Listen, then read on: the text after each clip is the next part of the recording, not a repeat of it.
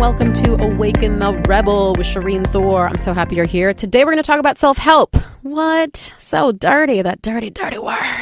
We are going to talk about self-help in regards to food. I've actually been listening to an audiobook called Women, Food, and God. If you're not a woman, this still applies to you, so don't trip, Crip. I got you.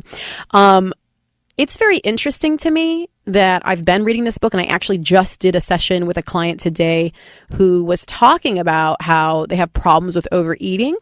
And yet on that session, I could really feel this person's sort of tears wanting to come up.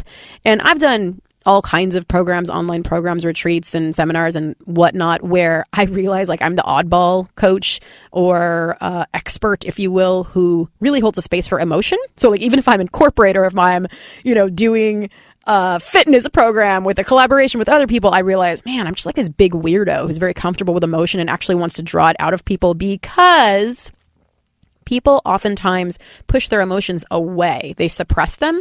And one of the easiest ways to do this is with avoidance. People avoid with food, drugs, or sex, among other things, but those are really the top three.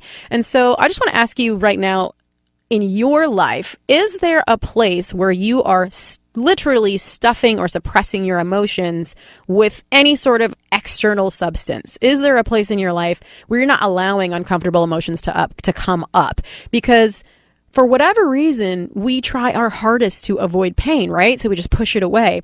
But let me tell you this, when you push pain away, you also, in the same breath, push out love and joy and happiness. They're basically two sides of the same coin. You almost cannot experience love and joy without being open to hate and unhappiness. Is that so weird? That's so weird. We're getting super deep right now. Are you good with it? Are you uncomfortable? Am I making you uncomfortable right now? Do you want to push me away?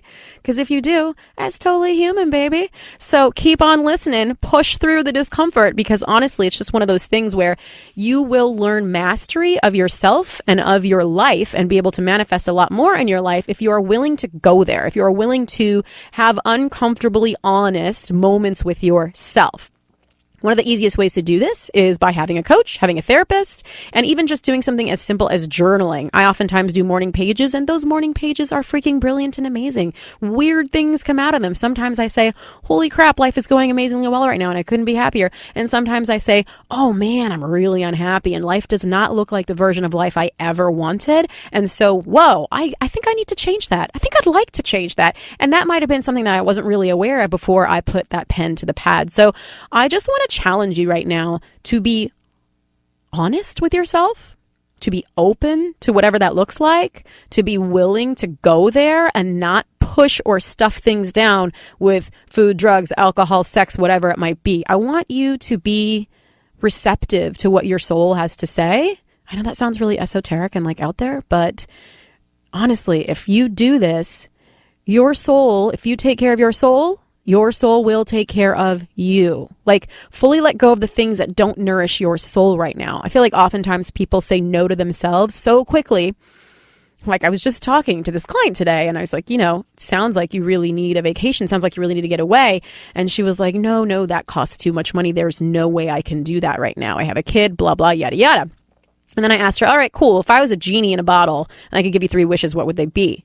And the second wish she mentioned was travel, to have experiences. And I'm like, okay, girl, we just talked about you getting out of here and going to travel. You told me no. You told yourself no. And now you're telling me that's like one of your top 3 wishes in life? Why don't you just say yes? Why don't you just say yes to yourself? And when you resolve to say yes to yourself, you will be surprised at how the universe will conspire to support you. Joseph Campbell has a quote that says, follow your bliss, and the universe will open doors for you where there were only walls. And so my challenge to you today is to really listen to what it is that you truly desire. Like, if I was your genie in a bottle, what would your 3 wishes be? Okay. Listen to what comes out. Don't just like try to make a wish that's reasonable or rational or isn't expensive. Okay. Like, be honest with yourself and then open a door for that to be possible. Because honestly, when you make yourself happy, you raise your vibe and you raise the vibe of the people around you, and then things start happening. I mean, it really is a service to humanity for you to be alive and awake and satiated in this life. And then we can go out and make a difference for those people who don't have power to do it for themselves. But you really got to start with the man in the mirror as our boy Michael Jackson said. Okay, I'll stop while I'm ahead. All right. Thank you for listening.